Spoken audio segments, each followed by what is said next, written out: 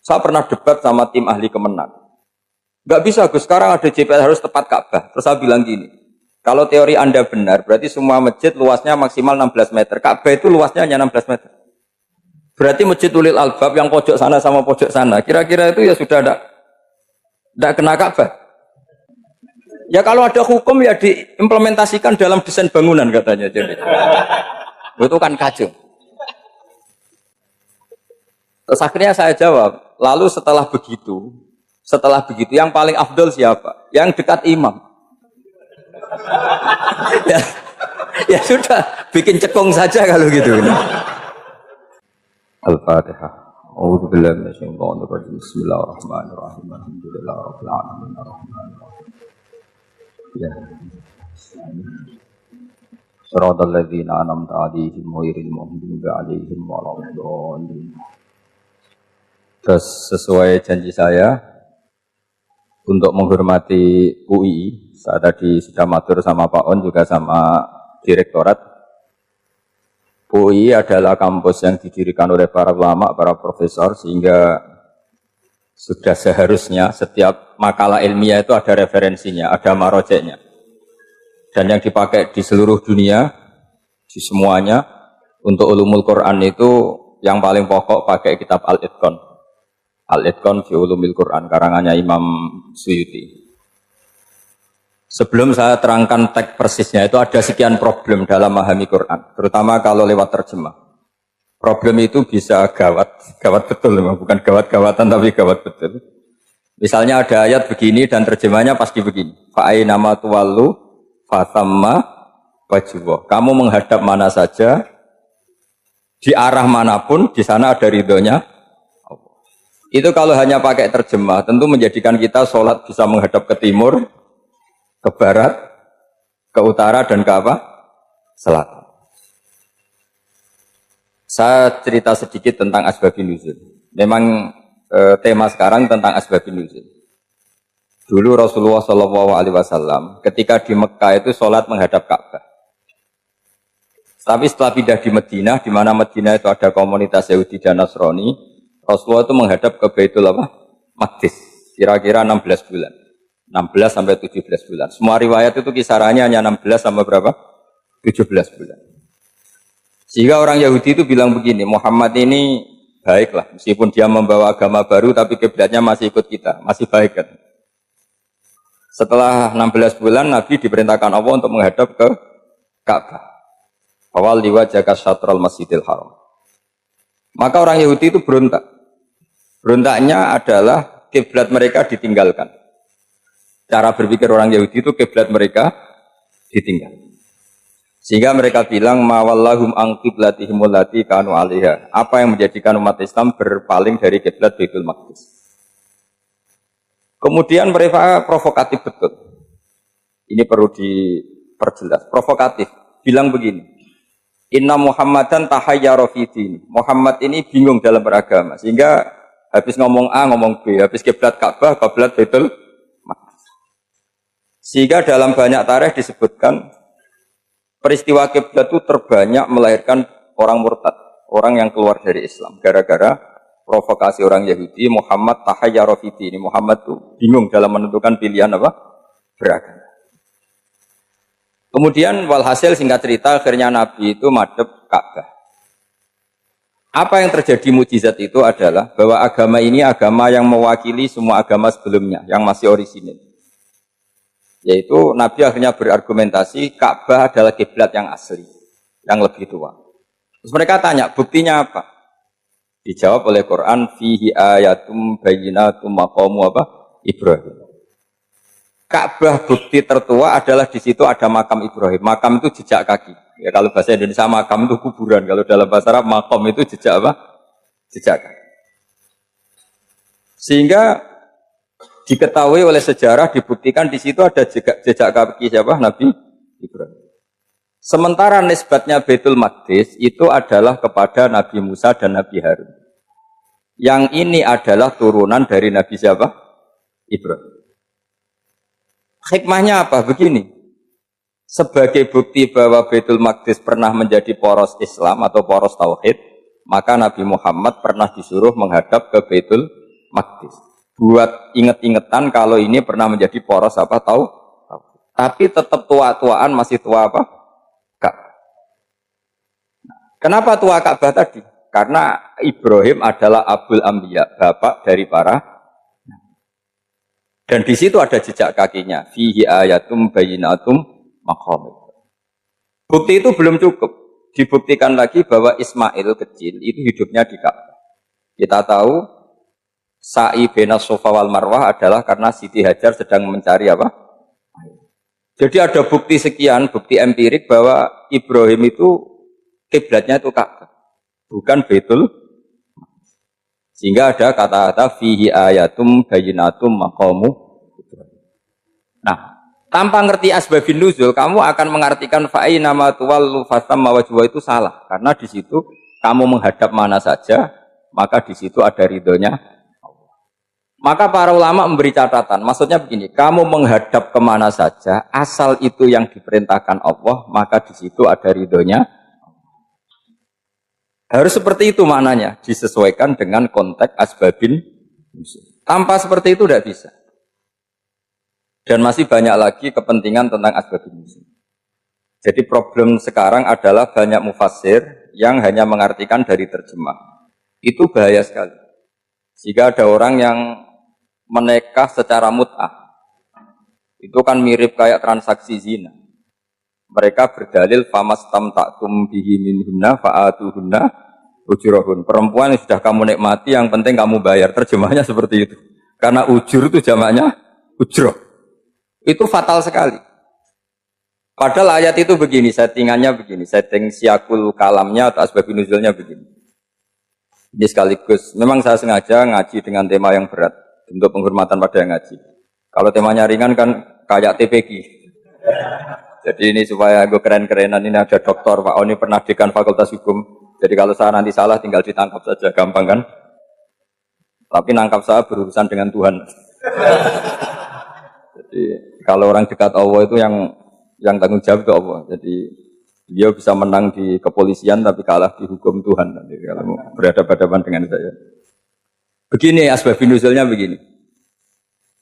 Wal muhsanatu minan nisa yang awal juz 5 itu ya kita santai aja. Yang awal juz 5 itu sebetulnya maktuf diatafkan pada ayat hurrimat alaikum ummahatukum wa banatukum wa akhwatukum wa ammatukum wa kholatukum wa banatul akhi wa banatul ukhti. Jadi perempuan yang haram dinikah itu ada 7. Yang faktor nasab, yaitu siapa? Ibu, putri, saudara putri, bulik dari bapak, amah itu bulik dari bapak, kholah itu bulik dari ibu, keponakan dari saudara lelaki, keponakan dari saudara perempuan. Ini disebut haram karena nasab gen. Kalau orang Jawa bilang hanya 4, karena ngitungnya bulik, baik dari bapak maupun ibu. Kalau orang Jawa bilang kan boleh, terus keponakan, dihitung 1. Padahal ada keponakan dari saudara lelaki, ada keponakan dari saudara apa? Perempuan, wabanatul akhi, wabanatul ukhti. Terus kedua, haram karena rodok. Kita tahu dalam hukum Islam, rodok adalah sama dengan nasab. Jadi ibu yang pernah menyusui kamu berarti jadi ibu kamu, dan saudara sepenyusuan berarti menjadi saudara kamu. Ini disebut wa ummahatukumul lati ardok nakum wa akhwatukum minar. Terus ketiga haram karena musoharoh, karena besanan. Jadi pagi ini misalnya saya nikah dengan Sri, bilang qabil tu nikaha wa taswijaha bil maril madkur. Setelah nikah dengan Sri ini otomatis ibunya dia menjadi mertua. Otomatis haram saya apa? Nikah. Ini namanya haram karena musoharoh. Atau kamu punya anak Zaid. Zaid pagi ini akad dengan Sri. Berarti Sri adalah menantu Anda. Otomatis haram bagi Anda. Itu namanya haram karena musoharoh, karena bisanan. Itu yang disebut waroba apa haram-haram itu kan terus wa ummahatu nisaikum, apa ibu dari istri-istri kamu. Memang ini agak jelimet, tapi memang syaratnya mufassir harus biasa jelimet. Jangan hanya nyari partai ayat-ayat untuk kepentingan partai. Wah, itu ngeri. Kacau Quran dipakai kampanye. Terus itu berarti sudah 3 kan? Haram karena nasab, karena rodok, haram karena musoh. Terus yang keempat ini, haram yang bukan karena sebab pada seorang perempuan, tapi karena istri orang. Itu disebut wal muhsanatu minan nisa. Haram menikahi perempuan yang masih milik orang lain. Nah, orang lain yang menikahi ini, istilahnya Allah adalah lelaki yang menikahi perempuan ini adalah lelaki sing muhsinina ghairu musafihin, secara nikah yang sah. Nah, nikah yang sah itu begini dalam hukum fikih Islam. Saya nikah dengan Sri, kalau hanya akad, itu saya wajib bayar mahar hanya separuh. Jadi kalau saya janji bayar 1 miliar, berarti wajib bayar berapa?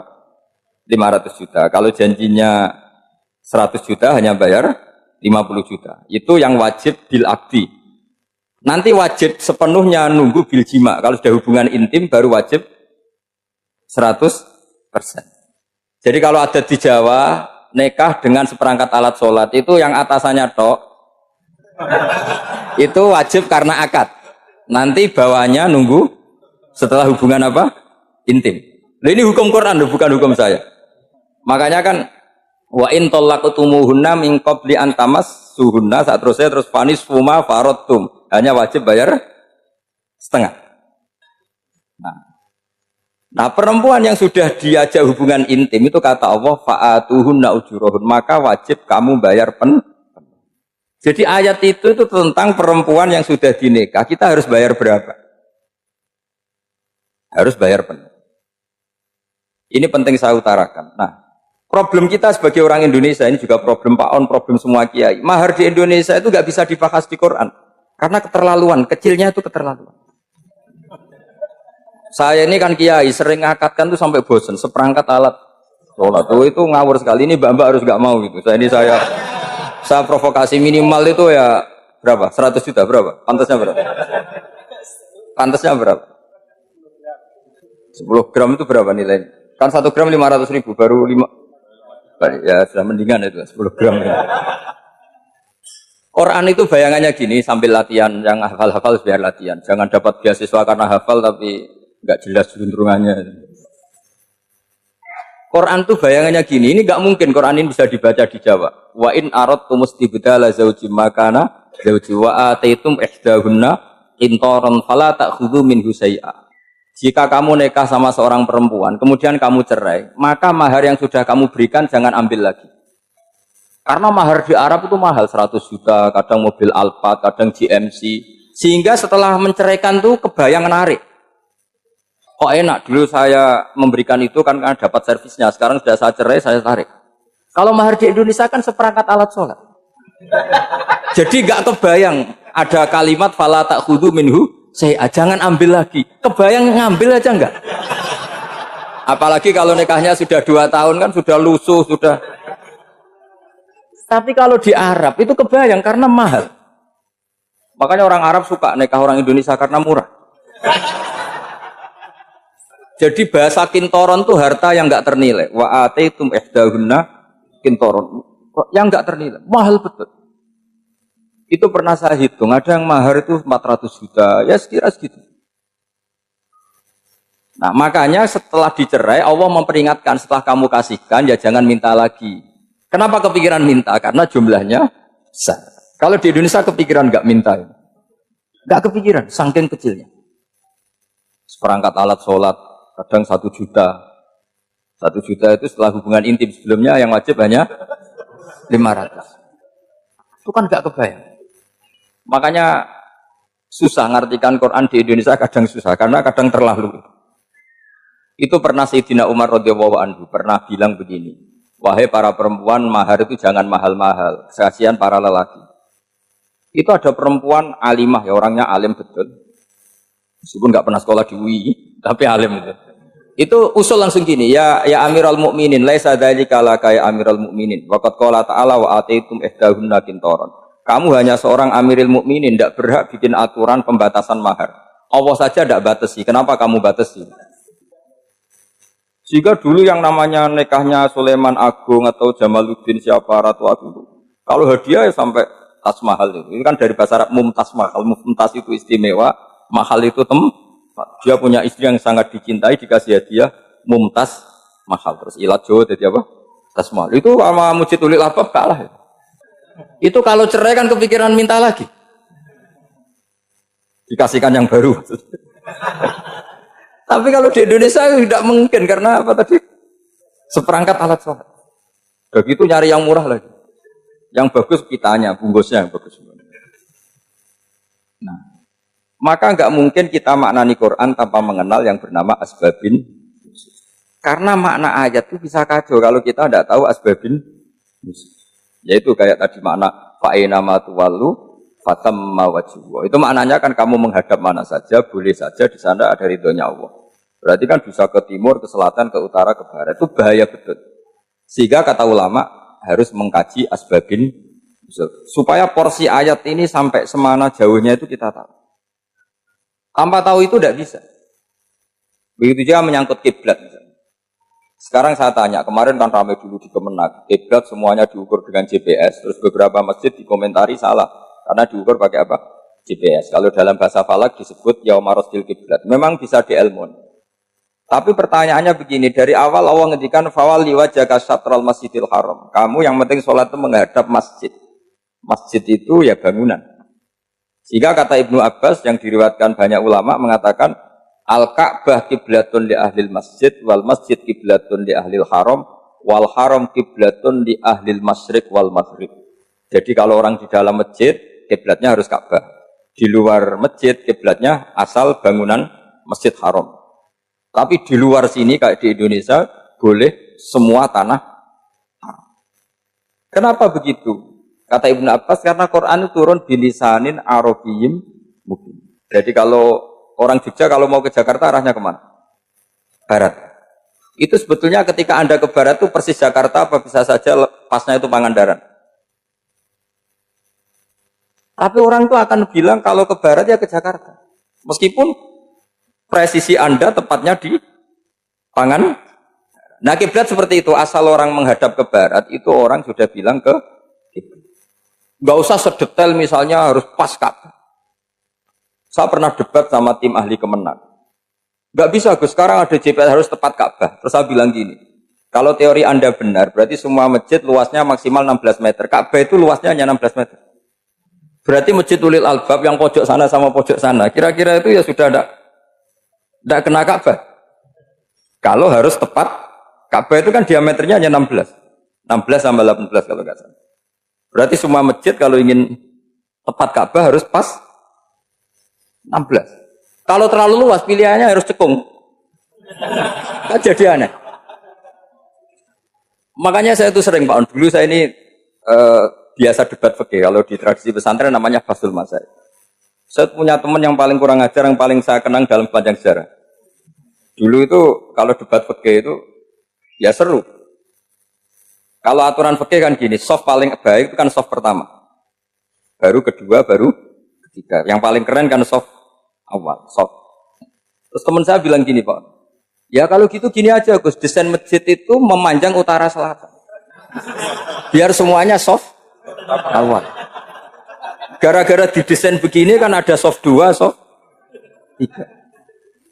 Apa susahnya? Kita bikin mulai awal supaya masjid itu memanjang utara apa? Selatan. Supaya semuanya soft awal. Ya kalau ada hukum ya diimplementasikan dalam desain bangunan katanya. Jadi. Itu kan kacau. Terus akhirnya saya jawab, lalu setelah begitu yang paling afdol siapa? Yang dekat imam. ya sudah, bikin cekung saja kalau gitu.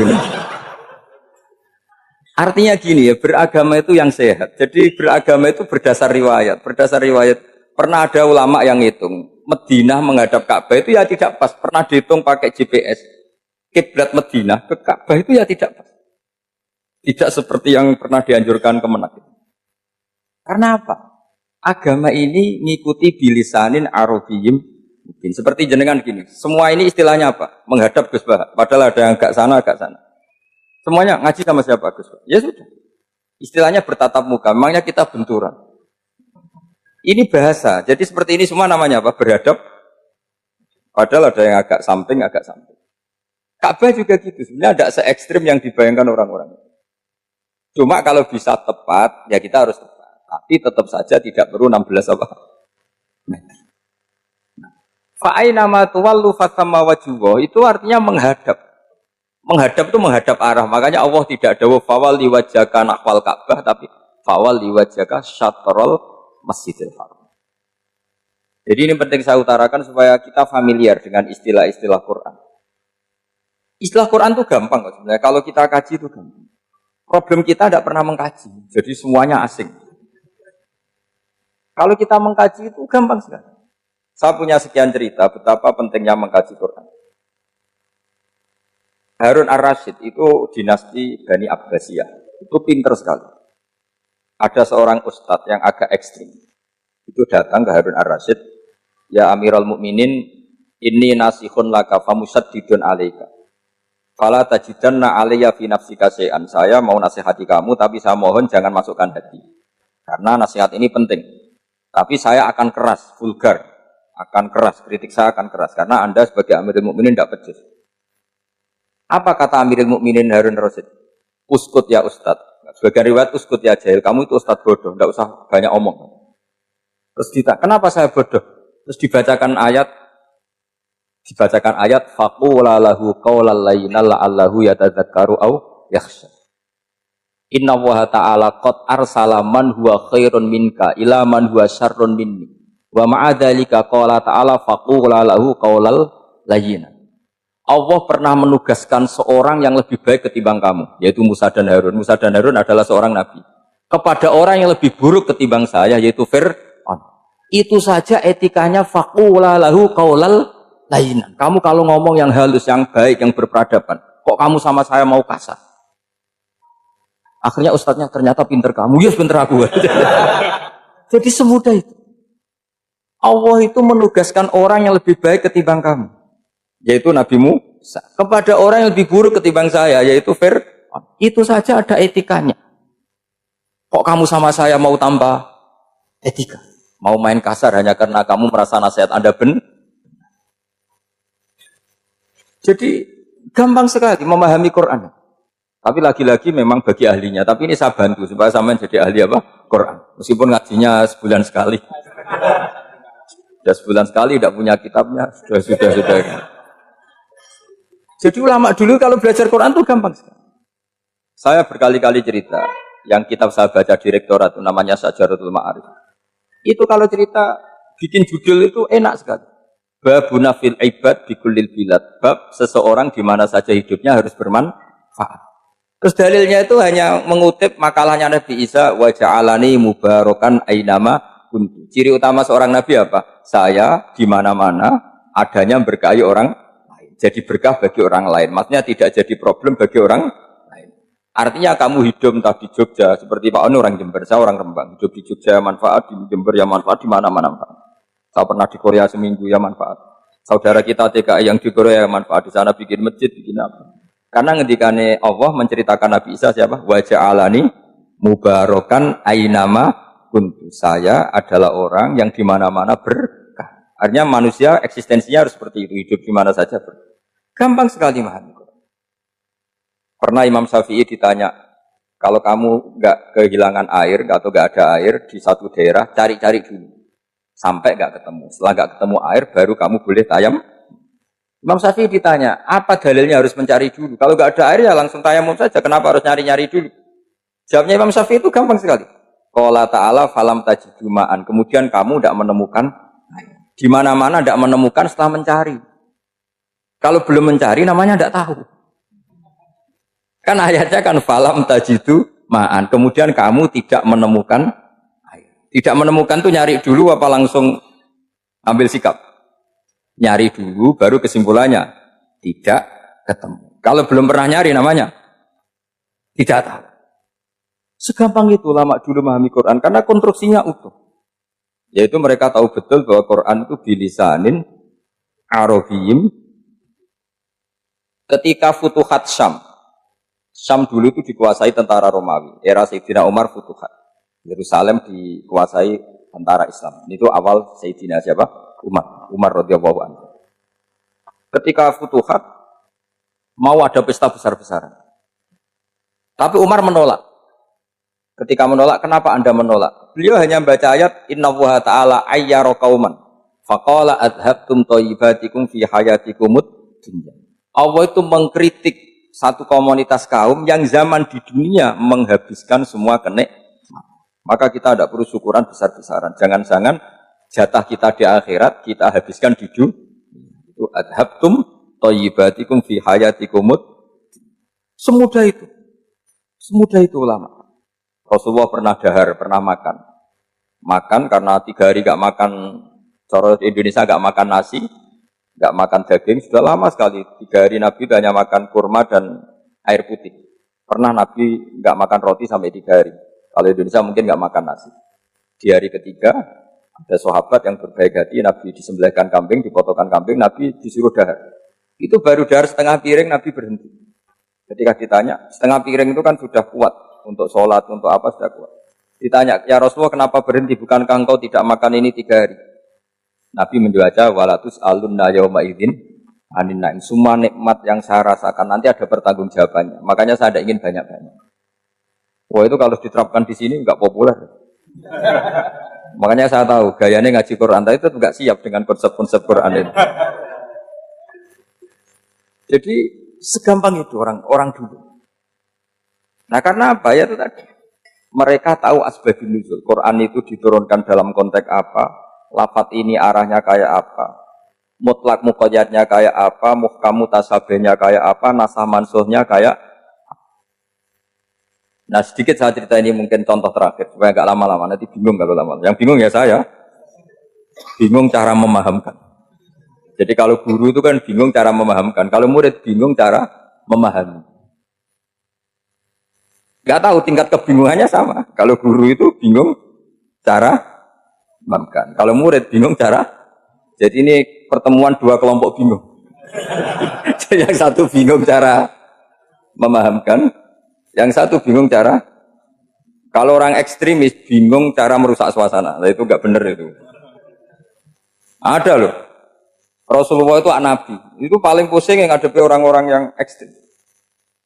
Karena apa? Cara berpikir itu lompatannya itu enggak tertib.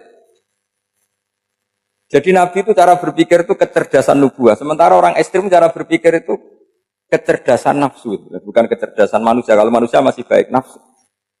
Misalnya begini, kalau dalam tradisi nubuah itu. Saya dengan Pak Anu berteman lama. Mulai tahun 2000 berapa. Itu kalau Pak Anu bertamu ke saya, harusnya tidak usah tak kasih makan. Karena sudah dekat. Tapi kalau kenalan baru itu dikasih makan, disangoni. Jadi Nabi itu perilakunya agak unik. Akhirnya ada orang yang cara berpikir itu dangkal. Ya Rasulullah ini tidak fair. Yang iman lama tidak diservis, yang iman baru diservis.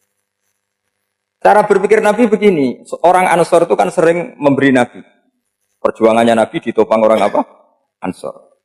Donatur lah, kira-kira orang Ansor itu donatur. Donatur itu keren. Karena donatur itu artinya al-yadul ulya khairum minal yadis.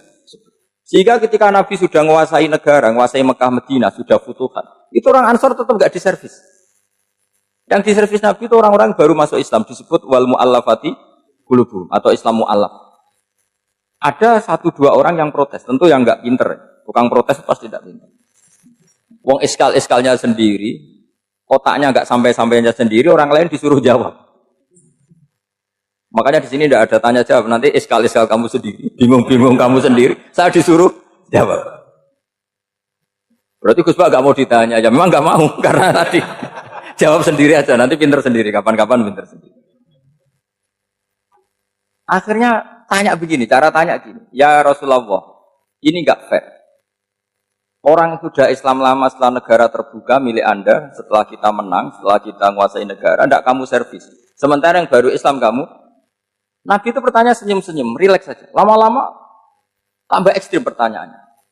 Kata Umar, ya Rasulullah saya beri izin untuk membunuh orang ini. Umar itu pikirannya karena mangkel Nabi. Nabi jangan. Kalau kamu bunuh, nanti apa kata orang banyak? Inna Muhammad dan yaktulu ashabah. Dikira Muhammad membunuh sahabatnya sendiri. Nabi masih mendengar. Komplainnya masih mendengar. Lama-lama Nabi memberi penjelasan. Kamu ini orang Ansor. Kamu biasa memberi saya, memberi dana perjuangan. Memberi itu hebat. Saya tidak ingin menurunkan grade Anda. Grade sebagai pemberi, berarti kelasnya elit. Sekarang menjadi penerima. Itu tidak bagus. Itu betapa Rasul ini namanya kecerdasan nubuah. Kalau orang biasa memberi, biar memberi saja. Supaya dia tetap heroik, tetap patriotik, tetap keren. Karena mentalnya Jangan sampai dari mental memberi, kemudian mentalnya peminta. Jadi kalau Pak On jadi tim suksesnya Pak Jokowi itu ya tidak minta-minta. Kalau dulu kampanye ya kampanye saja. Biar memberi terus nggak pernah minta. Meskipun akhirnya ya gelong. Tapi Nabi dulu tidak gitu. Jadi orang Ansor itu nggak pernah diservis. Padahal jasanya kayak gitu. Supaya kelasnya tetap kelas elit, yaitu pemberi, penanggung jawab. Nabi gak ingin orang Ansor turun grade menjadi penerima. Orang-orang yang cerdas nubuah menerima konsep Nabi seperti itu. Lo tanya sama Pak On, saya dadani terjemahan UI itu puluhan tahun sama Pak. Itu beliau ke kontrakan saya ke rumah beliau. Tidak pernah berharap apa. Saya sangat tertutup. Bukan apa-apa ya, kalau ingin memberi saja. Kontribusi saya pada Al-Quran. Saya tidak kepikiran mendapat. Supaya heroik. Tapi orang-orang yang cerdas amatir tadi, ini gak fair. Wong yang memberi lama kok dapat servis sedikit. Nah, sekarang itu problem zaman akhir sudah mulai seperti itu. Nah, orang ini namanya Dzul Khuwaisirah. Ini yang nanti punya anak turun Khawarid. Khawarid itu orang yang ibadahnya hebat, tapi cara berpikir tentang nubuah salah. Orang lagi Khawarid itu orang yang ibadahnya hebat, tapi cara berpikir nubuah salah. Nubuah itu unik. Nubuah itu cara berpikir tadi. Apa ya? Melihat sesuatu yang benar, biar benar terus. Gitu. Yaitu tadi, mental memberi itu ya biar memberi terus, tidak usah di-share. Maka ketika Abu Bakar jadi Khalifatul Rasulillah, itu ada sistem kepegawaian. Itu gajinya Umar yang sudah Islam lama, gajinya Abu Bakar yang sudah Islam lama. Itu sama Abu Sufyan sama, padahal Islamnya Abu Sufyan baru setelah Fathu Mekah, kira-kira baru setahun. Terus diprotes sama orang-orang, ini Islam lama kok gajinya sama Islam yang baru setahun kok sama. Kata Abu Bakar, fadailuhum indallah, mereka punya kelebihan Islam lama itu indallah, nanti balasannya biar surga. Kalau di dunia sesuai profesinya. Artinya profesi kalau penjaga kantor ya berapa, kalau dosen berapa, pokoknya ya sudah. Dan itu diterima oleh sahabat, semuanya menerima konsep itu. Era Umar agak dibalik. Abu Sufyan kira-kira gajinya 1 juta, yang lainnya yang menangi Nabi mulai awal gajinya 10 juta. Ditanya, ya Umar, kenapa ini jadi rubah seperti kebijakan Abu Bakar, tidak seperti Abu Bakar? Jawabnya Umar lucu. Fawwah la usawwi baina man qatala Rasulullah wa baina man qatala ma'a Rasulillah. Demi Allah saya tidak akan pernah menyamakan orang yang dulu merangi Rasulullah yaitu Abu Sufyan dengan orang sing selawase dari anak Rasulullah yaitu Sayyidina Ali dan sebagainya. Ini penting. Artinya ketika gajinya orang saya seperti Ali radhiyallahu anhu itu tinggi itu bukan karena lamanya Islam, tapi karena lamanya iman.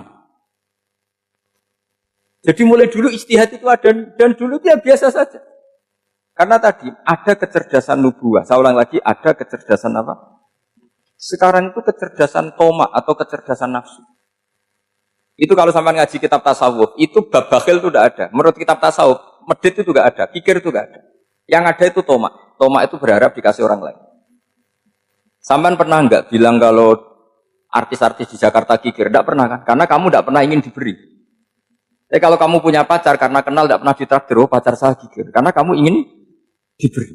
Pernah enggak kamu hukumi orang lain kikir? Yang enggak kenal. Padahal tidak pernah memberi kamu.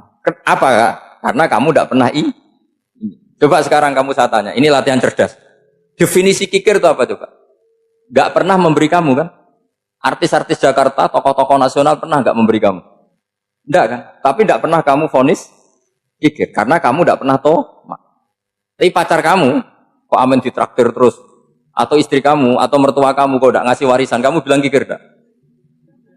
Sebabnya kikir betul apa karena kamu toma, berharap? Toma. Maka di kitab tasawuf itu enggak ada bab kikir, yang ada bab toma. Karena asal usul menvonis orang kikir itu karena tamak. Maka jangan banyak kenal orang, nanti banyak hukum kamu kan. Sombong juga gitu, di tasawuf itu enggak ada bab sombong. Karena orang hukumi orang lain sombong itu karena kamu ingin dihormati. Ada orang enggak kenal, terus lewat saja enggak tanya kamu bilang sombong enggak kan? Tapi kalau kenal, oh sombong betul, kenal enggak tanya kan gitu. Jadi tasawuf itu sisi unik dari khazanah Islam. Makanya di tasawuf itu nggak ada kritik terhadap kikir. Ya tentu kikir itu buruk pasti ya, kikir itu buruk. Tapi nggak perlu dikritik. Jangan-jangan yang salah kamu.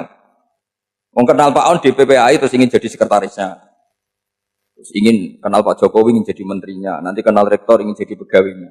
Ketika nggak diturutin bilang Pak Rektor kikir. Tapi orang lain ya Kak pernah berharap. Mungkin nggak menvonis Pak Rektor atau Pak On ini kikir, enggak kan? Berarti vonis kikir itu status orang itu apa gak kesampaian niat kamu?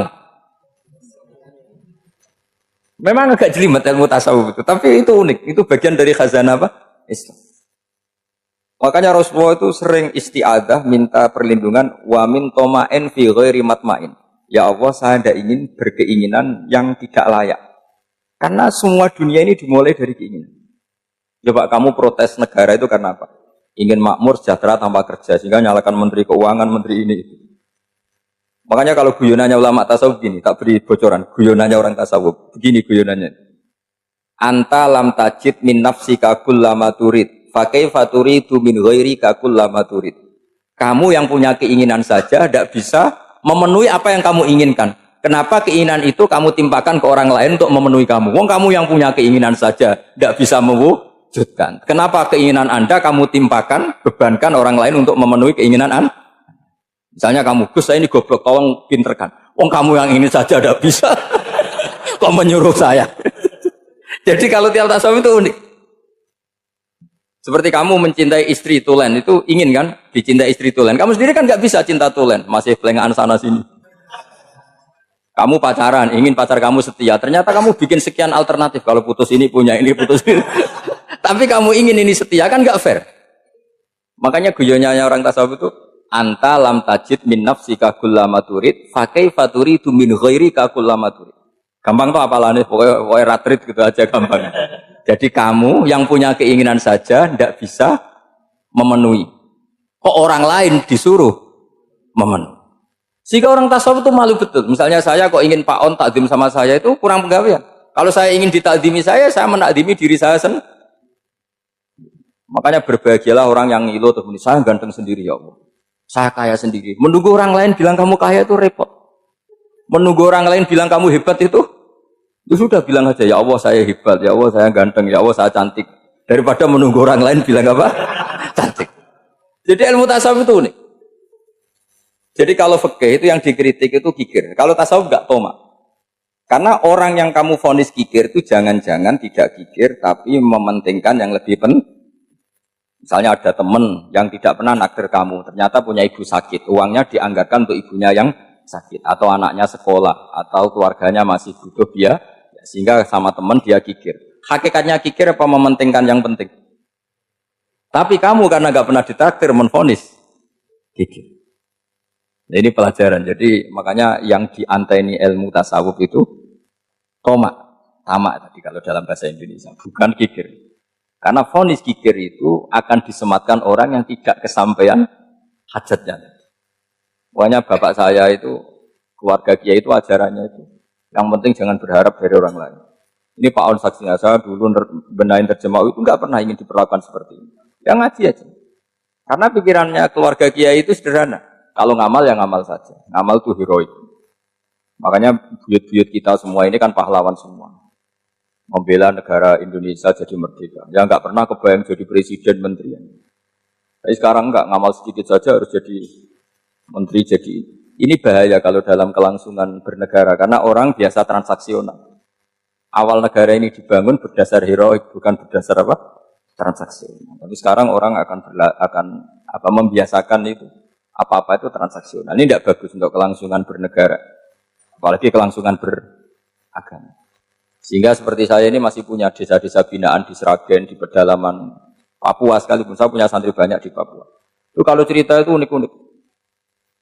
Itu mau Jumatan, itu nggak ada orang 40. Sudah datang setengah 12. Itu datangnya 3 jam. Di situ mau ketemu santri 3. Semua, karena ya akhirnya mereka tanya gini Pak. Pertanyaannya itu lucu. Gus, boleh nggak Jumatan orang 3? Secara fikih Syafi'i kan harus orang 40. Kemudian mereka tak bilang buat sholat duhur saja. Mereka nggak mau. Wong Jumat kok duhur. Harinya kan Jumat, masa sholatnya? Sehingga kita yang jadi kiai akhirnya nyari fikul madzhabil arba, nyari fikih madzhab 4. Ternyata Imam Malik membolehkan orang 6. Ada yang bilang 12. Yang penting keceluk jamun itu kelompok. Kalau 3 kan belum keceluk apa? Belum disebut apa? Kelompok. Ini penting saya utarakan supaya kita berjuang itu bukan karena servis seperti ini kayak di Ulil Albab, masjidnya keren, kampus swasta tertua, terus termasuk nomor 1-2 di Indonesia. Oke, kita syukur dengan kebesaran UI. Tapi yang namanya dakwah itu menjadikan orang tidak tahu menjadi tahu, termasuk kepada desa-desa tertinggi. Sama. Yang namanya menteri itu pembantu presiden untuk memenuhi kebutuhan rakyat banyak. Sekarang misalnya menteri pertaniannya itu hebat, cerdas, tapi petani nggak mau nandur padi, mau apa? Coba yang membantu ketahanan pangan itu para petani mau nanam padi apa karena menteri pertanian? Karena petani mau nanam. Ya sudah GR saja, kita pembantu presiden semua. Karena ikut menyumbangkan ketahanan pangan. Tapi kamu kan nggak digaji, kita keren, ngamal tanpa harap gaji. Ini penting. Supaya Anda itu nggak hati kecil gitu. Ikut menyumbang negara tanpa ingin dapat gaji. Keren nggak? Dan itu nubuah. Apa? Nubuah. Orang Ansor itu seperti itu. Sehingga ketika Rasulullah wafat dan ada kompetisi kepemimpinan, itu orang Ansor gak ikut. Sudah kita makmum saja, silahkan dibagi di saking baiknya orang. Nah, makanya saya ulang lagi ya. Kecerdasan nubuah ini yang gak difahami orang Khawarij. Orang Khawarij cara berpikir yang kerja banyak harus dapat banyak. Sementara kecerdasan nubuah enggak. Yang biasa memberi terus memberi saja biar derajatnya tetap al-yadul ulya.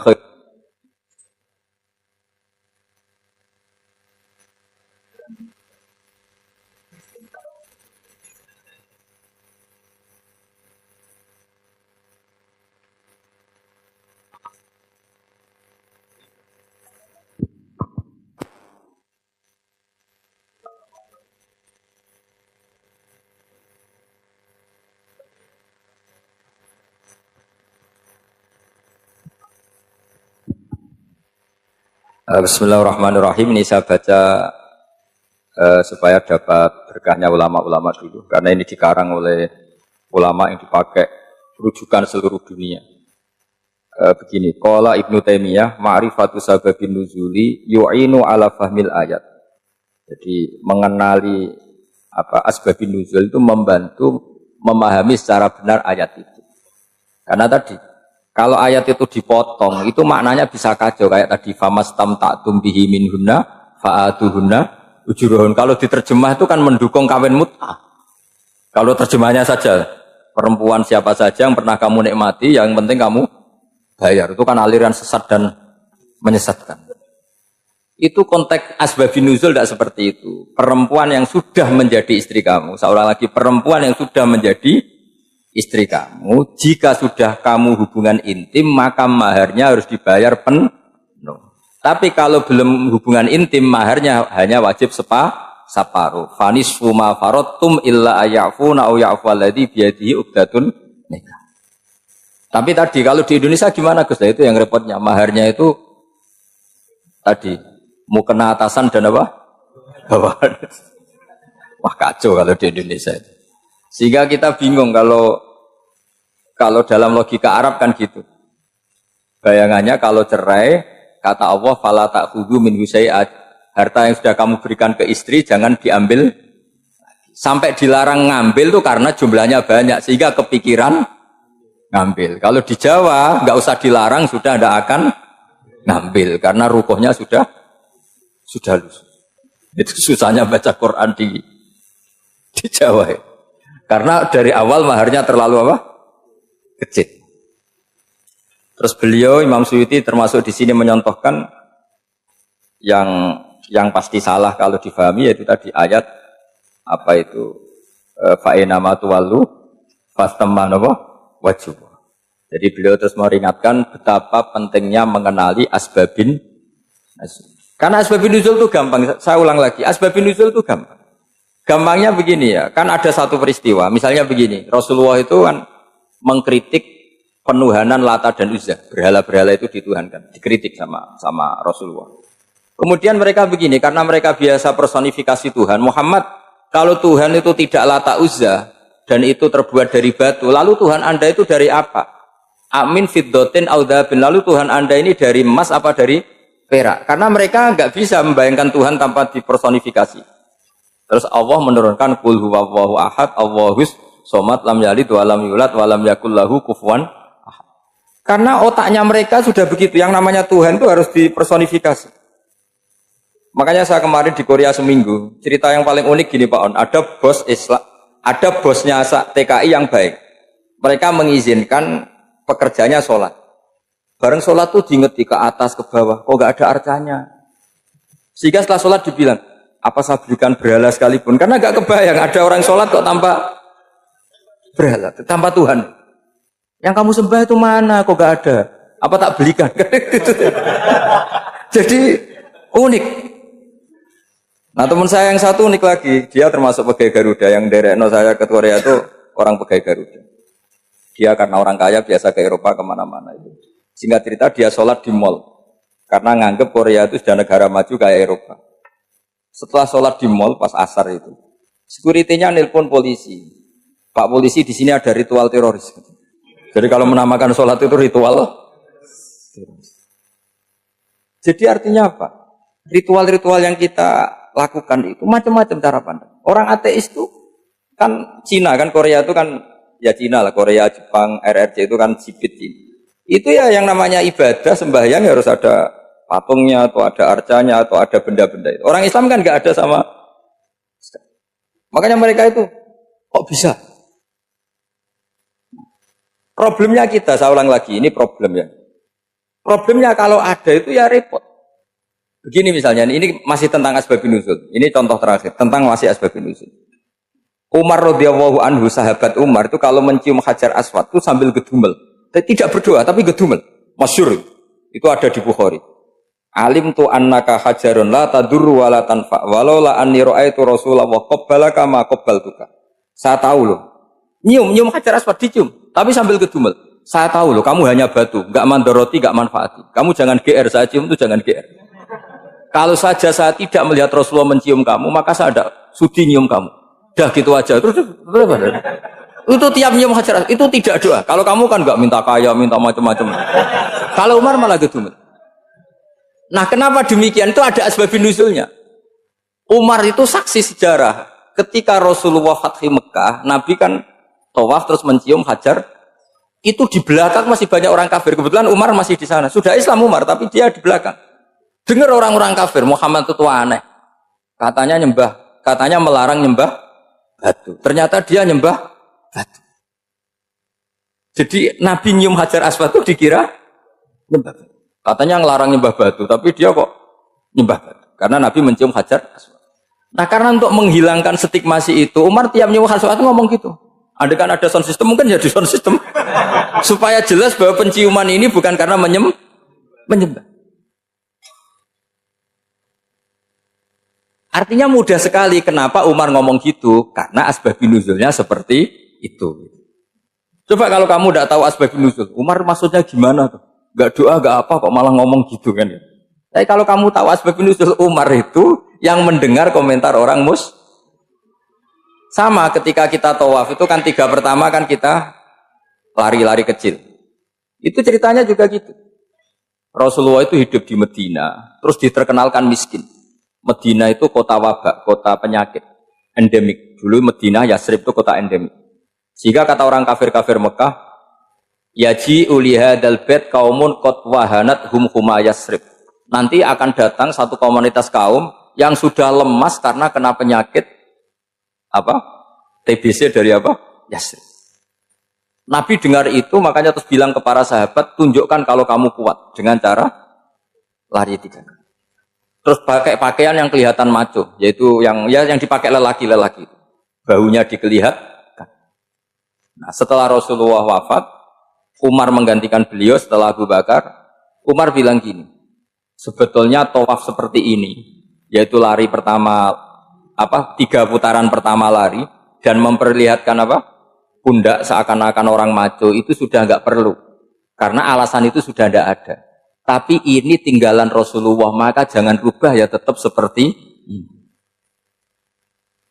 Akhirnya meskipun sudah tidak ada alasan tadi menjawab stigmasi orang apa kafir, tetap tawaf seperti. Jadi memang agama itu unik. Kadang kita harus tahu alasannya, tapi alasan itu kalau menjadi mahatul hukmi, pijakan hukum sah. Misalnya kamu terus bilang gini, ya berarti tawaf sekarang bebas, nggak perlu seperti itu. Kan alasan itu sudah ada.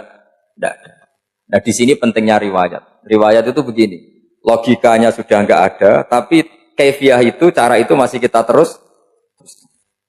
Dan itu memang saya ulang lagi harus tahu asbabun nuzul. Saya beri contoh ya misalnya, wa idza darabtum fil ardi falaysa 'alaikum junahun an taqsuru minas shalah. Terus ayat di mana? In khiftum ayyaftinakumul ladzina kafaru. Jika kamu pergi dalam keadaan takut ditangkap orang kafir atau takut diculik orang kafir, maka kamu boleh mengqasar salat. Itu jelas ada ayat in khiftum ayyaftinakumul ladzina kafaru. Jika kamu takut diculik orang kafir. Sehingga ketika ba'da Fatih Mekah, setelah Mekah dikuasai Islam, Umar tanya, ya Rasulullah, kenapa engkau masih sholat qasar? Bukankah kita sudah aman? Waqad qala ta'ala in khiftum ayyaftinakumul ladzina kafaru. Allah ngendikan boleh mengqasar itu kalau dalam kondisi takut. Waqad kunna fi amrin, sekarang kita sudah aman. Jawabannya Rasulullah itu unik. Ya Umar, hadhihi shadaqatun faqbalu shadaqah. Ini sedekahnya Allah, bonus, sudah terima saja, enggak usah catatan-catatan gitu. Sehingga era Umar ya ada lagi yang tanya Umar ke gitu. Terus kata Umar, sa'altu dzalika Rasulullah sallallahu alaihi wasallam faqala hadhihi shadaqatu wa faqbalu shadaqah. Sudah ini bonus dari Allah, terima saja. Ini kan unik. Padahal kalau secara disiplin ilmu kan begini. Kamu boleh mengqasar sholat kalau dalam bepergian dan dalam keadaan takut. Logika hukumnya kalau tidak takut, tidak usah. Sama seperti begini. Kamu kalau pergi jauh seperti saya Pak On, itu ngosor sholat apa enggak ngosor kan? Alasannya kalau kosor itu, kalau pergi itu masyakot, repot. Sekarang pergi kita pakai Alphard, misalnya. Pakai Innova. Bawa uang, disupirin, itu masyakot enggak? Enggak kan? Tetap boleh jamak enggak? Boleh. Sebenarnya kamu jamak itu karena pengetahuan hukum apa karena enak jamak? Kalau alasannya masyakot, kan sekarang sudah ada. Enggak repot. Ya sudah pakai hadis tadi, ini hadiah, terima saja. Jadi makanya agama itu riwayat. Tapi ada saja ulama yang agak balik loh. Agak balik gini, banyak juga ulama misalnya duwe gawe, ibunya sakit terus ribet jamak sholat. Kenapa? Ribet ngurumat ibu. Makanya ada saja kiai yang duwe gawe mantu itu terus jamak sholat, tapi jangan ikuti. Tapi ada saja karena alasannya jamak itu karena apa? Repot. Ya ada saja, tapi ya jangan ditiru. Cuma saya ini cerita yang analisis hukum itu memang agak-agak unik. Jadi tadi kadang Nabi itu ditanya, ya Rasulullah, kita dulu boleh jamak qasar ini kan karena in khiftum ayyaftinakumul ladzina kafaru, takut diancam orang kafir. Sekarang aman, kenapa tetap jamak? Jawabannya Nabi, ini hadiah, terima saja. Ya ada sahabat yang bantah, kenapa Nabi? Allah itu zat yang baik, kalau sudah ngaji bonus nggak pernah ditarik lagi. Makanya Nabi kalau berdoa itu unik. Ya, siapa yang disiksa di dunia karena dosanya, fawahu akramu min ayyus sanniya uqubatahu fil akhir. Kalau ada orang salah, kalau di dunia sudah dikasih sanksi, Allah itu lebih mulia untuk mengulang nanti di akhirat. Akram itu Allah terlalu mulia, maksudnya orang kepikiran, wis males ya selesai, tidak akan di. Kalau sampean kan enggak, masih ingin lagi. Jadi itu cara berpikir nubuah. Jadi berpikir nubuah itu beda. Ada orang pas sujud diinjek sama orang fasik. Diinjek, kemudian si yang sujud tadi, wallah la yaghfiru wallahu laka, demi Allah tidak akan ngampuni kamu. Itu langsung Allah memberi wahyu sama Nabi di zaman itu. Bilangin yang sedang sujud itu, dia harus minta maaf sama saya, kata Allah. Man dzalladzi yata'alla ala fulan, dia bersumpah bahwa Allah tidak akan memaafkan orang itu. Itu harus diralat. Nabinya iskal, kenapa ya Allah? Yang Tuhan itu saya ini punya sifat dua, bisa menyiksa dan bisa memaafkan. Kenapa dia milih sifat saya satu tidak memaafkan? Akhirnya apa? Orang yang nginjek tadi sama Allah dikasih tobat dan jadi orang soleh. Jadi itu Makanya kamu nggak boleh jadi orang ekstrim nyifati Allahnya satu. Nggak boleh. Allah tetap bisa yaghfiru liman yasha wa yu'adzibu man yasha. Sifatnya Allah dua ya tetap dua. Nggak boleh kamu pilih satu. Misalnya kamu kan biasanya gini, yang ghafur untuk kamu, yang sadidul uqab untuk orang lain. Mesti kelakuannya sama kan begitu. Nggak boleh seperti itu. Rasulullah kayak apa bencinya sama Wahsy? Karena Wahsy itu qatilu Hamzah. Yang membunuh Sayyid Hamzah siapa? Itu bencinya bukan main Rasulullah. Sampai maksud-maksud Wahsy. Tapi sama Allah malah diturunkan ayat laisa laka minal amri syai'un aw yatuba alaihim aw yu'adzib. Muhammad, meskipun kamu kekasih saya itu tidak wilayah kamu, maafkan atau enggak, terserah saya kata Allah. Ternyata betul, malah Wahsy dikasih tobat. Nah sekarang enggak, orang itu nyifati Allah sama orang lain sadidul iqab, kalau sama dirinya enggak boleh seperti itu. Allah ya sifatnya tetap dua. Jadi boleh kamu misalnya berdoa, ya Allah mbak yang cantik itu semoga dapat jadi istri saya. Mbaknya juga boleh berdoa, ya Allah naudzubillah min dzalik. Jadi ini adu kekuatan, nanti terserah nanti Allah yang mana. Kayaknya yang perempuan mungkin. Karena kasihan kan kalau cantik dapat orang apa? Jelek. Saya tuh andaikan boleh fatwa fikih, yang saya haramkan tuh orang jelek dapat orang jelek. Karena kasihan anak-anaknya, tahu-tahu jelek banget. Jadi kan kasihan itu. Jadi dalam Islam itu seperti itu. Jadi apapun benci kita sama musuh kita, Allah bisa saja memperlakukan musuh kita secara baik. Karena Allah itu yaghfir. Tetap kita harus sifati Allah yaghfiru liman yasha wa yu'adzibu. Jangan karena kita benci seseorang seakan-akan Allah sama dia pasti yu'adzib. Pasti menyik. Itu yang dicontohkan Allah kepada Rasulnya, yaitu beliau tidak cocok sama Wahsy, malah Wahsy dikasih petunjuk. Makanya terus ada ayat apa? Laisa laka minal amri syai'un aw yatuba alaihim aw yu'adzib. Muhammad, tidak wilayah kamu, saya menentukan mengadab atau mengam. Makanya rata-rata kiai ulama itu halim. Orang halim itu rileks, layinal janib, tidak gampang menvonis orang lain. Biar Allah tetap dengan sifatnya yaf'alu ma yasha, bahwa Allah bisa melakukan apa saja. Soal kamu benci sama seorang, benci saja atas nama kamu, jangan nyatut-nyatut Allah. Misalnya kamu cinta seseorang, wah ini yang calon presiden ini harus jadi presiden. Ternyata Allah menghendaki jadi menteri, mau apa coba? Ya Allah ya falu maya, mau apa coba? Yang kiai atau Pak On, BPAI, pantasnya kan menteri agama itu Pak On. Misalnya. Tapi kalau Pak yang takdir gitu mau apa? Ya sudah, Allah ya falu. Santai aja. Itu rileksnya ahlul ilmi, ya sudah santai saja. Ini negaranya Allah, ini kerajaan Allah, ini buminya Allah, ya Allah biarin ya falu. Mas, jadi Tuhan Allah kamu yang repot. Kira-kira jadi Tuhan itu Allah kamu yang repot. Ya Allah biar tetap ya falu mayasa. Allah boleh yaghfiru liman yasha wa yu'adzibu mayasa. Saya kira demikian. Assalamualaikum warahmatullahi wabarakatuh.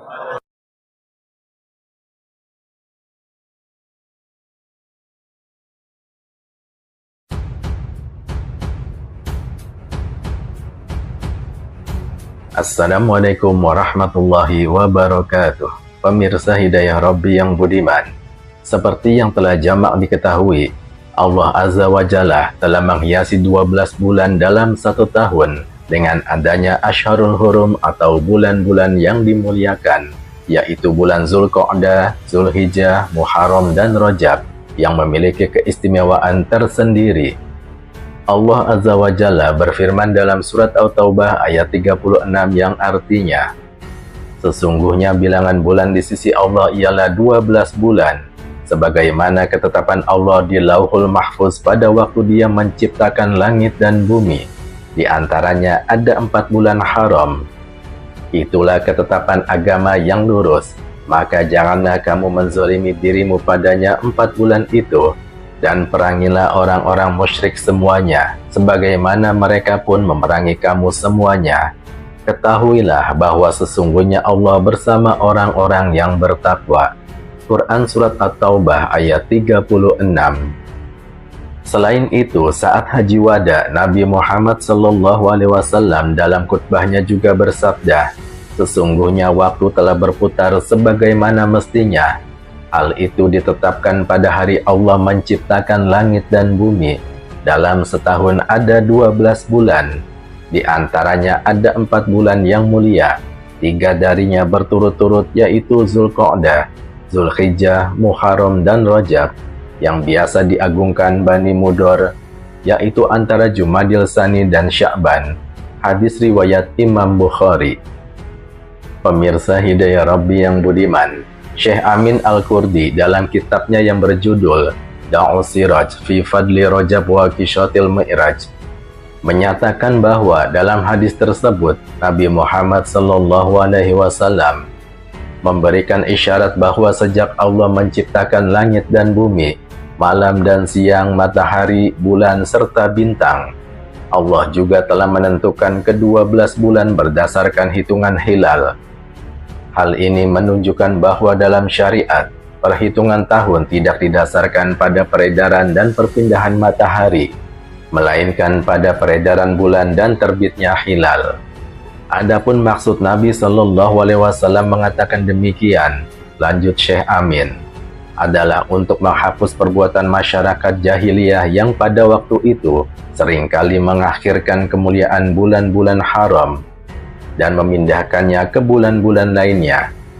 Perbuatan mereka ini dikenal dengan istilah an-nasi. Jika datang bulan haram dan kebetulan mereka sedang melakukan peperangan, maka mereka dengan beraninya menghalalkan peperangan mereka dan menganggap haram pada bulan lainnya. Lebih parah lagi, mereka juga menentang keistimewaan bulan-bulan haram dan hanya menganggap itu semua hanya sekedar hitungan belaka.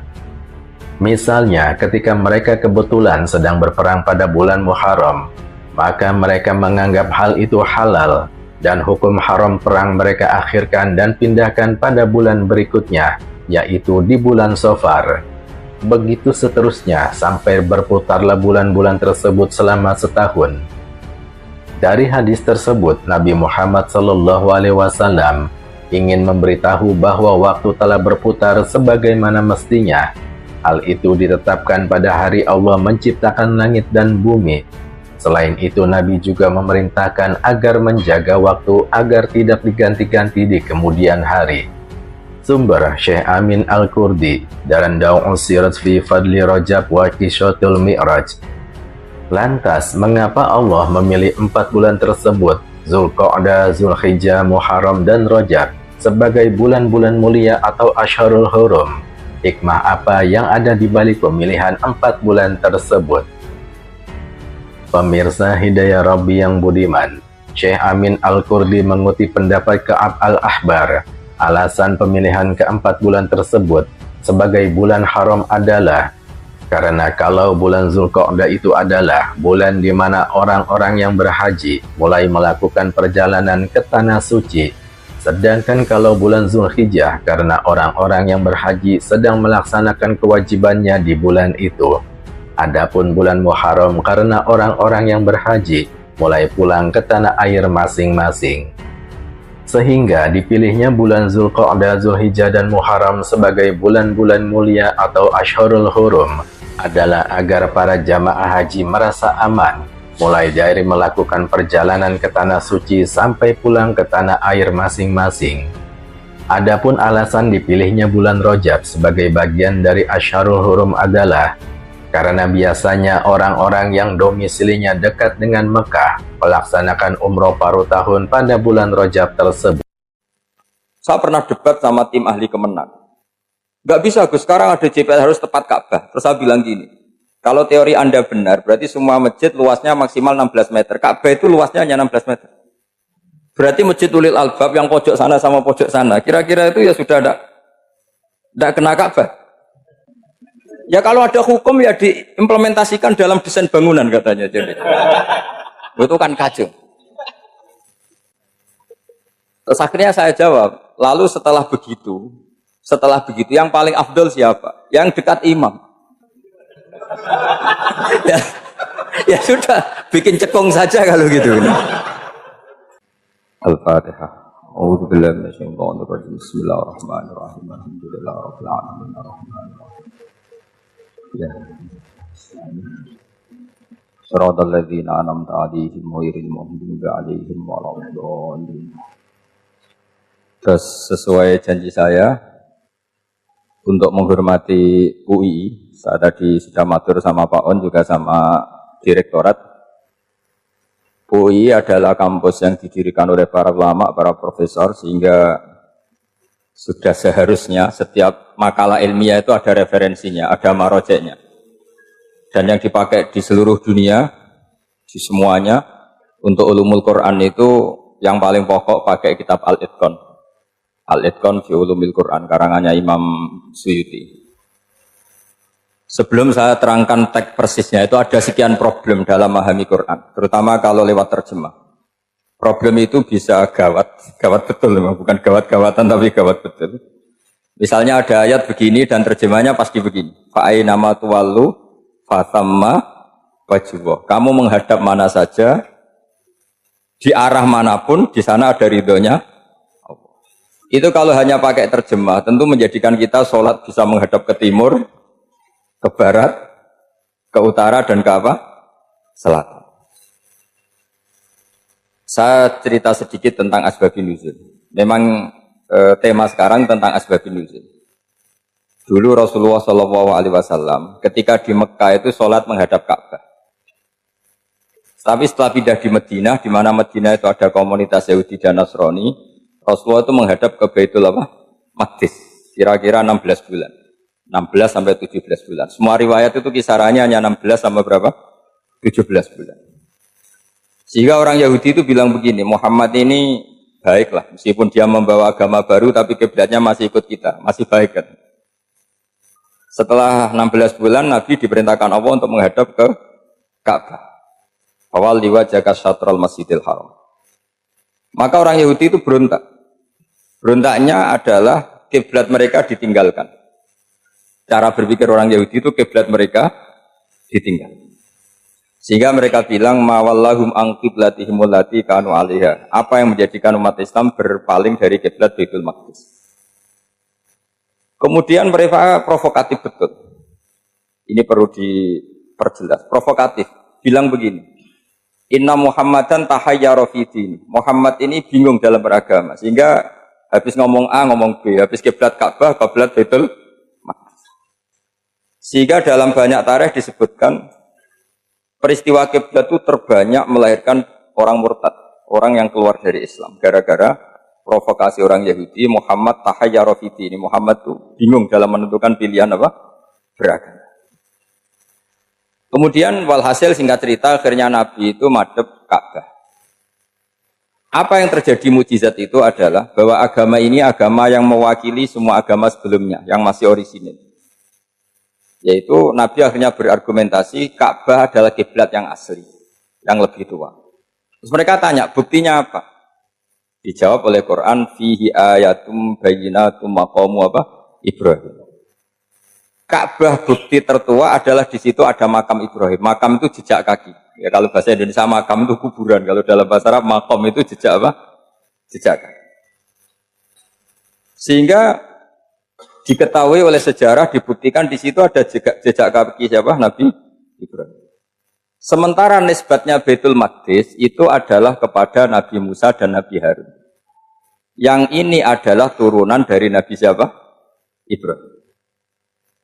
Hikmahnya apa? Begini, sebagai bukti bahwa Baitul Maqdis pernah menjadi poros Islam atau poros Tauhid, maka Nabi Muhammad pernah disuruh menghadap ke Baitul Maqdis. Buat inget-ingetan kalau ini pernah menjadi poros apa? Tauhid. Tapi tetap tua-tuaan masih tua apa? Ka'bah. Kenapa tua Ka'bah tadi? Karena Ibrahim adalah Abul Anbiya, bapak dari para. Dan di situ ada jejak kakinya. Fihi ayatum bayyinatum maqam. Bukti itu belum cukup. Dibuktikan lagi bahwa Ismail kecil itu hidupnya di Ka'bah. Kita tahu sa'i baina Safa wal Marwah adalah karena Siti Hajar sedang mencari apa? Jadi ada bukti sekian, bukti empirik bahwa Ibrahim itu kiblatnya itu Ka'bah, bukan Baitul. Sehingga ada kata-kata fihi ayatum bayyinatum maqamu. Nah, tanpa ngerti asbabun nuzul, kamu akan mengartikan fa'ina ma tuwallu fatamma wajhuhu itu salah. Karena di situ kamu menghadap mana saja, maka di situ ada ridhonya Allah. Maka para ulama memberi catatan. Maksudnya begini, kamu menghadap kemana saja, asal itu yang diperintahkan Allah, maka di situ ada ridhonya. Harus seperti itu maknanya, disesuaikan dengan konteks asbabin nuzul. Tanpa seperti itu tidak bisa. Dan masih banyak lagi kepentingan tentang asbabin nuzul. Jadi problem sekarang adalah banyak mufassir yang hanya mengartikan dari terjemah. Itu bahaya sekali. Jika ada orang yang menikah secara mut'ah, itu kan mirip kayak transaksi zina. Mereka berdalil famastamta'tum bihi minhunna fa'atuhunna ujurahun. Perempuan yang sudah kamu nikmati, yang penting kamu bayar. Terjemahnya seperti itu. Karena ujur itu jamaknya ujroh. Itu fatal sekali. Padahal ayat itu begini, settingannya begini, setting siakul kalamnya atau asbabun nuzulnya begini. Ini sekaligus, memang saya sengaja ngaji dengan tema yang berat, untuk penghormatan pada yang ngaji. Kalau temanya ringan kan kayak TPG. Jadi ini supaya gue keren-kerenan, ini ada doktor, Pak Oni pernah dekan Fakultas Hukum. Jadi kalau saya nanti salah tinggal ditangkap saja, gampang kan?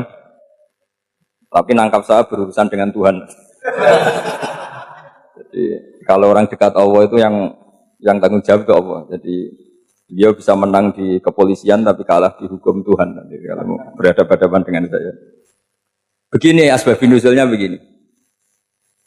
Wal muhsanatu minan nisa yang awal juz 5 itu, ya kita santai aja. Yang awal juz 5 itu sebetulnya maktuf, diatafkan pada ayat hurrimat alaikum ummahatukum wa banatukum wa akhwatukum wa ammatukum wa kholatukum wa banatul akhi wa banatul ukhti. Jadi perempuan yang haram dinikah itu ada 7. Yang faktor nasab, yaitu siapa? Ibu, putri, saudara putri, bulik dari bapak, ammah itu bulik dari bapak, kholah itu bulik dari ibu, keponakan dari saudara lelaki, keponakan dari saudara perempuan. Ini disebut haram karena nasab gen. Kalau orang Jawa bilang hanya 4, karena ngitungnya bulik baik dari bapak maupun ibu. Kalau orang Jawa bilang kan bulik, terus keponakan, dihitung 1. Padahal ada keponakan dari saudara lelaki, ada keponakan dari saudara apa? Perempuan, wabanatul akhi, wabanatul ukhti. Terus kedua, haram karena rodok. Kita tahu dalam hukum Islam, rodok adalah sama dengan nasab. Jadi ibu yang pernah menyusui kamu berarti jadi ibu kamu. Dan saudara sepenyusuan berarti menjadi saudara kamu. Ini disebut wa ummahatukumul lati arda'nakum wa akhwatukum minar rodok. Terus ketiga, haram karena musoharoh, karena besanan. Jadi pagi ini misalnya saya nikah dengan Sri, bilang qabiltu nikaha wa taswijaha bil maril madkur. Setelah nikah dengan Sri ini otomatis ibunya dia menjadi mertua. Otomatis haram saya apa? Nikah. Ini namanya haram karena musoharoh. Atau kamu punya anak Zaid. Zaid pagi ini akad dengan Sri. Berarti Sri adalah menantu Anda. Otomatis haram bagi Anda. Itu namanya haram karena musoharoh, karena bisanan. Itu yang disebut waroba haram-haram itu kan terus itu wa ummahatun nisaikum. Ibu dari istri-istri kamu. Memang ini agak jelimet, tapi memang syaratnya mufassir harus biasa jelimet. Jangan hanya nyari partai ayat-ayat untuk kepentingan partai. Wah, itu ngeri. Kacau Quran dipakai kampanye. Terus itu berarti sudah 3 kan? Haram karena nasab, karena rodok, haram karena musuh. Terus yang keempat ini haram yang bukan karena sebab pada seorang perempuan, tapi karena istri orang. Itu disebut wal muhsanatu minan nisa. Haram menikahi perempuan yang masih milik orang lain. Nah, orang lain yang menikahi ini, istilahnya Allah adalah lelaki yang menikahi perempuan ini adalah lelaki sing muhsinina ghairu musafihin, secara nikah yang sah. Nah, nikah yang sah itu begini dalam hukum fikih Islam. Saya nikah dengan Sri, kalau hanya akad, itu saya wajib bayar mahar hanya separuh. Jadi kalau saya janji bayar 1 miliar, berarti wajib bayar berapa? 500 juta. Kalau janjinya 100 juta, hanya bayar 50 juta. Itu yang wajib bil akdi. Nanti wajib sepenuhnya nunggu bil jima. Kalau sudah hubungan intim, baru wajib 100%. Jadi kalau ada di Jawa, nikah dengan seperangkat alat sholat, itu yang atasannya tok, itu wajib karena akad.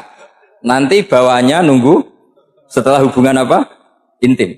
Nah, ini hukum Quran, bukan hukum saya. Makanya kan wa in talaqtumuhunna min qabli an tamassuhunna saat terus fanis fuma faradtum. Hanya wajib bayar setengah. Nah, perempuan yang sudah diajak hubungan intim itu kata Allah fa'atuhunna ujurahun, maka wajib kamu bayar Jadi ayat itu tentang perempuan yang sudah dinikah, kita harus bayar berapa? Harus bayar penuh.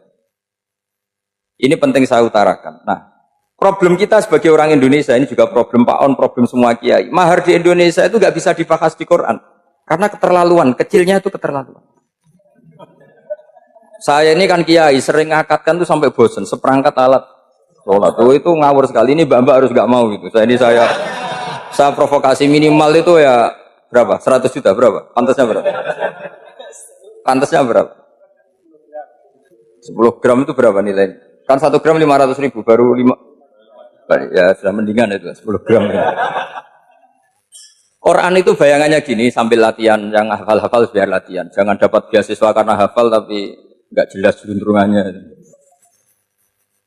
Quran tuh bayangannya gini, ini nggak mungkin Quran ini bisa dibaca di Jawa. Wa in aradtum istibdala zawji makana zawji wa ataitum ihdahunna qintaran fala ta'khudhu minhu syai'a. Jika kamu nikah sama seorang perempuan, kemudian kamu cerai, maka mahar yang sudah kamu berikan jangan ambil lagi. Karena mahar di Arab itu mahal, 100 juta, kadang mobil Alphard, kadang GMC. Sehingga setelah menceraikan tuh kebayang menarik.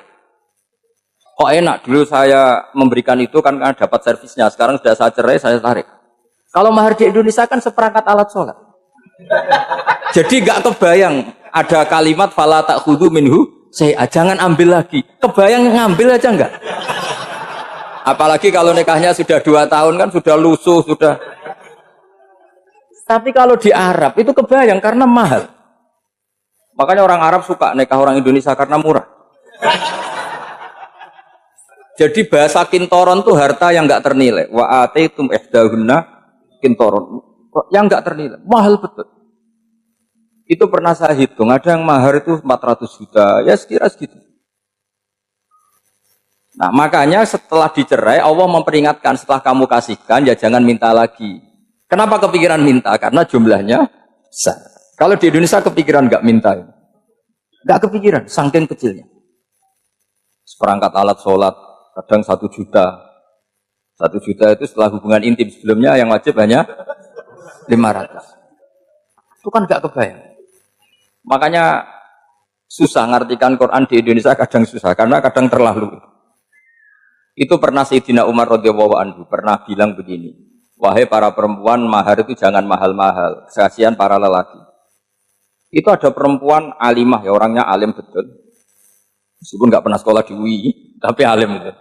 Itu usul langsung gini, ya Amirul Mukminin, laisa dzalika laka ya Amirul Mukminin, waqad qala ta'ala wa ataitum ihdahunna qintaran. Kamu hanya seorang Amirul Mukminin, tidak berhak bikin aturan pembatasan mahar. Allah saja tidak batasi, kenapa kamu batasi? Jika dulu yang namanya nikahnya Sulaiman Agung atau Jamaluddin siapa Ratu Agung, kalau hadiah ya sampai tas mahal itu. Ini kan dari bahasa Arab mumtaz mahal, mumtaz itu istimewa, mahal itu dia punya istri yang sangat dicintai, dikasih hadiah mumtaz mahal. Terus ilat Jawa jadi apa? Tas mahal. Itu sama Mujid Ulil Albab kalah ya. Itu kalau cerai kan kepikiran minta lagi. Dikasihkan yang baru. Tapi kalau di Indonesia tidak mungkin karena apa tadi? Seperangkat alat sholat. Begitu nyari yang murah lagi. Yang bagus kitanya, bungkusnya yang bagus. Nah, maka nggak mungkin kita maknani Quran tanpa mengenal yang bernama asbabin. Karena makna ayat itu bisa kacau kalau kita tidak tahu asbabin. Yaitu kayak tadi makna fa'ina ma tuwallu fatamma wajhu. Itu maknanya kan kamu menghadap mana saja, boleh saja di sana ada ridhonya Allah. Berarti kan bisa ke timur, ke selatan, ke utara, ke barat. Itu bahaya betul. Sehingga kata ulama harus mengkaji asbabin supaya porsi ayat ini sampai semana jauhnya itu kita tahu. Tanpa tahu itu tidak bisa. Begitu juga menyangkut kiblat misalnya. Sekarang saya tanya, kemarin kan ramai dulu di Kemenak, kiblat semuanya diukur dengan GPS, terus beberapa masjid dikomentari salah, karena diukur pakai apa? GPS. Kalau dalam bahasa falak disebut yaumarosdil kiblat, memang bisa dielmon. Tapi pertanyaannya begini, dari awal Allah ngendikan fawalli wajhaka syatral masjidil haram. Kamu yang penting sholat itu menghadap masjid. Masjid itu ya bangunan. Sehingga kata Ibnu Abbas yang diriwayatkan banyak ulama mengatakan al-Ka'bah kiblatun li ahlil masjid wal masjid kiblatun li ahlil haram wal haram kiblatun li ahlil masyriq wal maghrib. Jadi kalau orang di dalam masjid kiblatnya harus Ka'bah. Di luar masjid kiblatnya asal bangunan Masjid Haram. Tapi di luar sini kayak di Indonesia boleh semua tanah haram. Kenapa begitu? Kata Ibnu Abbas karena Quran itu turun bilisanin arabiyyin mubin. Jadi kalau orang Jogja kalau mau ke Jakarta arahnya kemana? Barat. Itu sebetulnya ketika Anda ke barat itu persis Jakarta apa bisa saja pasnya itu Pangandaran. Tapi orang itu akan bilang kalau ke barat ya ke Jakarta. Meskipun presisi Anda tepatnya di Pangan. Nah kiblat seperti itu, asal orang menghadap ke barat itu orang sudah bilang ke kiblat. Gak usah sedetail misalnya harus pas Ka'bah. Saya pernah debat sama tim ahli Kemenang. Gak bisa Gus, sekarang ada GPS harus tepat Ka'bah. Terus saya bilang gini, kalau teori Anda benar, berarti semua masjid luasnya maksimal 16 meter. Ka'bah itu luasnya hanya 16 meter. Berarti masjid Ulil Albab yang pojok sana sama pojok sana, kira-kira itu ya sudah tidak kena Ka'bah. Kalau harus tepat, Ka'bah itu kan diameternya hanya 16. 16 sama 18 kalau nggak salah. Berarti semua masjid kalau ingin tepat Ka'bah harus pas 16. Kalau terlalu luas pilihannya harus cekung. Kan jadi aneh. Makanya saya itu sering Pak On, dulu saya ini biasa debat fikih. Kalau di tradisi pesantren namanya Fasul Masail. Saya punya teman yang paling kurang ajar, yang paling saya kenang dalam panjang sejarah. Dulu itu kalau debat fikih itu ya seru. Kalau aturan fikih kan gini, soft paling baik itu kan soft pertama. Baru kedua, baru ketiga. Yang paling keren kan soft awal, soft. Terus teman saya bilang gini Pak, ya kalau gitu gini aja Gus, desain masjid itu memanjang utara selatan. Biar semuanya soft awal. Gara-gara didesain begini kan ada soft 2, soft 3. Apa susahnya? Kita bikin mulai awal supaya masjid itu memanjang utara apa? Selatan. Supaya semuanya soft awal. Ya kalau ada hukum ya diimplementasikan dalam desain bangunan katanya. Jadi. Itu kan kacau. Terus akhirnya saya jawab, lalu setelah begitu yang paling afdol siapa? Yang dekat imam. Ya sudah, bikin cekung saja kalau gitu. Artinya gini ya, beragama itu yang sehat. Jadi beragama itu berdasar riwayat. Berdasar riwayat, pernah ada ulama yang hitung, Madinah menghadap Ka'bah itu ya tidak pas. Pernah dihitung pakai GPS. Kiblat Madinah ke Ka'bah itu ya tidak pas. Tidak seperti yang pernah dianjurkan Kemenak. Karena apa?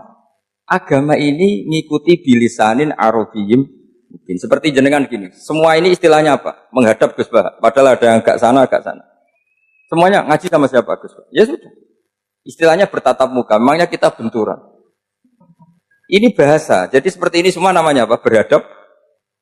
Padahal ada yang agak samping, agak samping. Ka'bah juga gitu. Sebenarnya tidak se-ekstrim yang dibayangkan orang-orang. Cuma kalau bisa tepat, ya kita harus tepat. Tapi tetap saja tidak perlu 16 apa? Meter.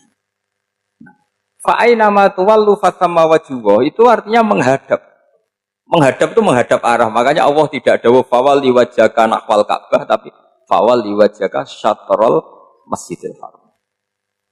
Jadi ini penting saya utarakan supaya kita familiar dengan istilah-istilah Quran. Istilah Quran itu gampang kok sebenarnya. Kalau kita kaji itu gampang. Problem kita tidak pernah mengkaji. Jadi semuanya asing. Kalau kita mengkaji itu gampang sekali. Saya punya sekian cerita betapa pentingnya mengkaji Quran. Harun ar-Rasyid itu dinasti Bani Abbasiyah. Itu pinter sekali. Ada seorang ustadz yang agak ekstrim. Itu datang ke Harun ar-Rasyid. Ya Amirul Mukminin, inni nasihun laka famusaddidun alaika. Fala tajidanna alayya fi nafsika syai'an. Saya mau nasihati kamu tapi saya mohon jangan masukkan hati. Karena nasihat ini penting. Tapi saya akan keras, vulgar, akan keras, kritik saya akan keras karena Anda sebagai Amirul Mukminin tidak pecus. Apa kata Amirul Mukminin Harun ar-Rasyid? Uskut ya Ustadz. Sebagian riwayat uskut ya jahil. Kamu itu Ustadz bodoh, tidak usah banyak omong. Terus kita, kenapa saya bodoh? Terus dibacakan ayat faqula lahu qaulal layyina la'allahu yatadzakkaru aw yakhsha. Inna wa ta'ala qad arsala man huwa khairun minka ila man huwa syarrun minni. Wa ma'a dzalika qala ta'ala faqula lahu qaulal layyina. Allah pernah menugaskan seorang yang lebih baik ketimbang kamu, yaitu Musa dan Harun. Musa dan Harun adalah seorang nabi. Kepada orang yang lebih buruk ketimbang saya, yaitu Fir'aun. Itu saja etikanya faqula lahu qaulal layyina. Kamu kalau ngomong yang halus, yang baik, yang berperadaban, kok kamu sama saya mau kasar? Akhirnya ustadznya ternyata pinter kamu, yes pinter aku. Jadi semudah itu. Allah itu menugaskan orang yang lebih baik ketimbang kamu, yaitu Nabi Musa, kepada orang yang lebih buruk ketimbang saya, yaitu Fir'aun. Itu saja ada etikanya. Kok kamu sama saya mau tambah etika? Mau main kasar hanya karena kamu merasa nasihat Anda benar? Jadi gampang sekali memahami Quran. Tapi lagi-lagi memang bagi ahlinya. Tapi ini saya bantu supaya sampean jadi ahli apa? Quran. Meskipun ngajinya sebulan sekali. Sudah sebulan sekali tidak punya kitabnya. Sudah. Jadi ulama dulu kalau belajar Quran itu gampang sekali. Saya berkali-kali cerita. Yang kitab saya baca di rektorat itu namanya Syajaratul Ma'arif. Itu kalau cerita bikin judul itu enak sekali. Babuna fil ibad bikullil bilad. Bab seseorang di mana saja hidupnya harus bermanfaat. Terus dalilnya itu hanya mengutip makalahnya Nabi Isa, wa ja'alani mubarakan ainama kuntu. Ciri utama seorang nabi apa? Saya di mana-mana adanya berkahi orang lain. Jadi berkah bagi orang lain. Maksudnya tidak jadi problem bagi orang lain. Artinya kamu hidup entah di Jogja seperti Pak Onu orang Jember, saya orang Rembang. Hidup di Jogja manfaat, di Jember ya manfaat, di mana-mana manfaat. Saya pernah di Korea seminggu ya manfaat. Saudara kita TKI yang di Korea ya manfaat, di sana bikin masjid, bikin apa. Karena ngendikane Allah menceritakan Nabi Isa siapa? Wa ja'alani mubarakan ainama kuntu. Saya adalah orang yang di mana-mana berkah. Artinya manusia eksistensinya harus seperti itu, hidup di mana saja berkah. Gampang sekali memahami. Pernah Imam Syafi'i ditanya, kalau kamu nggak kehilangan air atau nggak ada air di satu daerah, cari-cari dulu sampai nggak ketemu. Setelah nggak ketemu air, baru kamu boleh tayam. Imam Syafi'i ditanya, apa dalilnya harus mencari dulu? Kalau nggak ada air ya langsung tayamum saja. Kenapa harus nyari-nyari dulu? Jawabnya Imam Syafi'i itu gampang sekali. Qala ta'ala falam tajidu ma'an. Kemudian kamu tidak menemukan air. Di mana-mana tidak menemukan setelah mencari. Kalau belum mencari namanya tidak tahu. Kan ayatnya kan falam tajidu ma'an. Kemudian kamu tidak menemukan air. Tidak menemukan tuh nyari dulu apa langsung ambil sikap? Nyari dulu, baru kesimpulannya tidak ketemu. Kalau belum pernah nyari namanya tidak tahu. Segampang itu ulama dulu memahami Quran karena konstruksinya utuh. Yaitu mereka tahu betul bahwa Quran itu bilisanin Arabiyyin. Ketika Futuhat Syam, Syam dulu itu dikuasai tentara Romawi. Era Sayyidina Umar Futuhat. Yerusalem dikuasai tentara Islam. Itu awal Sayyidina siapa? Umar radhiyallahu anhu. Ketika Futuhat mau ada pesta besar-besaran. Tapi Umar menolak. Ketika menolak, kenapa Anda menolak? Beliau hanya membaca ayat innallaha ta'ala ayyara qauman faqala adhabtum thayyibatikum fi hayatikumud dunya. Allah itu mengkritik satu komunitas kaum yang zaman di dunia menghabiskan semua kenikmatan. Maka kita tidak perlu syukuran besar-besaran. Jangan-jangan jatah kita di akhirat kita habiskan di dunia. Itu adhabtum thayyibatikum fi hayatikumud. Semudah itu. Semudah itu ulama. Rasulullah pernah dahar, pernah makan. Makan karena 3 hari gak makan, cara Indonesia gak makan nasi, gak makan daging, sudah lama sekali. 3 hari Nabi hanya makan kurma dan air putih. Pernah Nabi gak makan roti sampai 3 hari. Kalau Indonesia mungkin gak makan nasi. Di hari ketiga, ada sahabat yang berbaik hati, Nabi disembelihkan kambing, dipotongkan kambing, Nabi disuruh dahar. Itu baru dahar setengah piring, Nabi berhenti. Ketika ditanya, setengah piring itu kan sudah kuat. Untuk sholat, untuk apa sudah kuat. Ditanya, ya Rasulullah kenapa berhenti? Bukankah engkau tidak makan ini 3 hari? Nabi menjawab, walatus alunna yauma idzin Anin naim, semua nikmat yang saya rasakan nanti ada pertanggungjawabannya. Makanya saya tidak ingin banyak-banyak. Wah itu kalau diterapkan di sini nggak populer. Makanya saya tahu gayanya ngaji Quran itu nggak siap dengan konsep-konsep Quran itu. Jadi segampang itu orang dulu. Nah karena apa ya itu tadi? Mereka tahu asbabun nuzul. Quran itu diturunkan dalam konteks apa? Lafaz ini arahnya kayak apa? Mutlak muqayyadnya kayak apa? Muhkam mutasabihnya kayak apa?